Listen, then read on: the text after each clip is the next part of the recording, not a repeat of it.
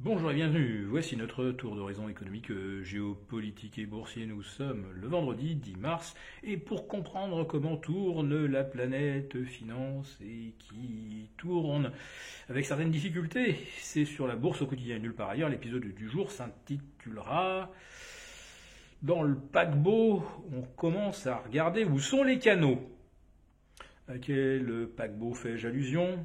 Eh bien, à celui que je vous ai décrit à de maintes reprises, c'est-à-dire ce paquebot de liquidité qui traverse l'Atlantique, tantôt des côtes européennes vers Wall Street, et puis à nouveau de Wall Street vers les côtes européennes, en évitant soigneusement la City, je vous rassure.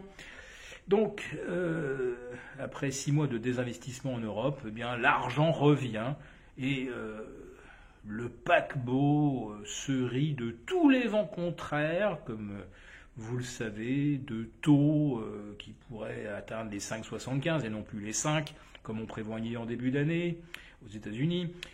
4% en Europe, alors qu'on n'allait pas au-delà de 3,25 le 1er janvier. Et puis il y a la croissance, dont on espère toujours qu'elle va connaître un atterrissage en douceur, mais il n'y a rien de garanti. Et puis il y a les bénéfices des entreprises qui vont se contracter de 5, 7, 8%, c'est pas trop, hein. Mais il y a un game changer, et c'est pour ça que je vous parlais des canaux de sauvetage, évidemment.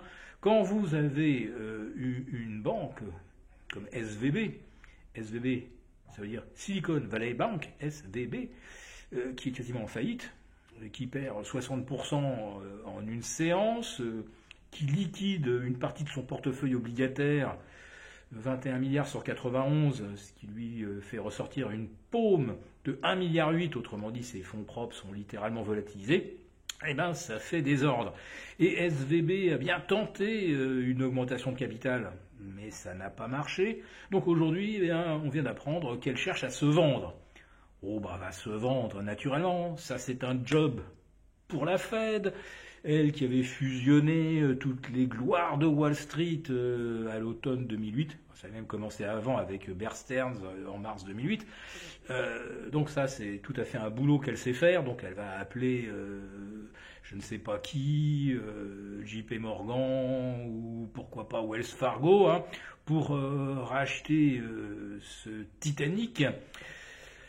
Et ce qui a l'air de réjouir les marchés, c'est que comme on a d'un seul coup ce signe noir qui pourrait provoquer un gel du marché interbancaire, eh bien on se dit que comme le 19 septembre 2019, la Fed ne laissera pas faire et va injecter beaucoup de liquidités pour éviter qu'on se pose des questions et que surtout on arrête de se prêter entre établissements financiers. Donc pour éviter le fameux freeze.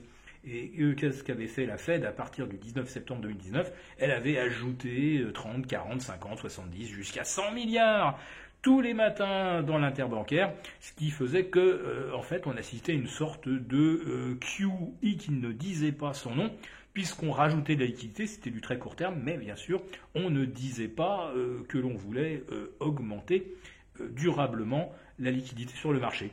Bon.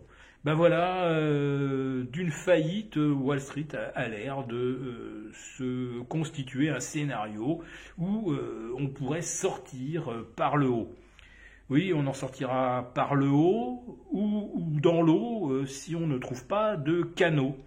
Parce que le problème de SVB, ben, il est lié aux entreprises et aux entreprises de la Silicon Valley, qui sont pourtant les plus profitables, ou l'étaient en 2021 et 2022. Et là, ça pose de sérieuses questions. Et est-ce que les banques, en général, n'ont pas du souci à se faire avec les prêts hypothécaires, 13 000 milliards d'encours, et à peu près la moitié maintenant des emprunteurs qui doivent plus d'argent que le bien qu'ils ont mis en garantie? Et pour le banquier, gros problème. Aujourd'hui, s'il veut saisir les biens parce que l'emprunteur a fait défaut, mais à qui va-t-il revendre puisqu'il n'y a plus de marché? Les transactions s'effondrent littéralement. Et comme justement les banques ne prêtent pas à 7% ou qu'à 7% personne ne demande un prêt, qui irait racheter des biens que les banques auraient saisis? Elle n'aurait qu'une solution, c'est de les mettre en location. Donc il y a du stress dans le marché, mais heureusement aujourd'hui, les chiffres de l'emploi n'en rajoutent pas. Et oui, ils sont jugés neutres, bien que supérieurs aux attentes, ce qui n'est pas une bonne nouvelle. Mais le taux de chômage à 3,6, on se dit que peut-être qu'il y a une lueur d'espoir, oui, si le chômage remonte. Avec 77 000 licenciements recensés au mois de février, peut-être qu'on est sur la bonne voie et que au moins la Fed considérera que du côté du marché du travail, il y a peut-être un scénario de détente qui se profile. Du côté du dollar, on est assez surpris de le voir rechuter brutalement aujourd'hui sous les 1,0650. Ce qui n'est pas une bonne nouvelle pour les places européennes naturellement et pour nos exportateurs.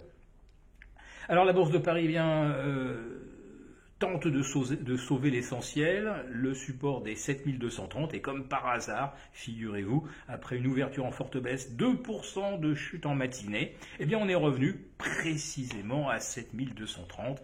Décidément, les algos sont là et ça veille au grain. Voilà, mais un gros grain attend le paquebot de liquidité, alors ne perdez pas de vue les canaux. Et je vous souhaite un très bon week-end. N'hésitez pas à nous mettre un pouce si cette vidéo vous a plu.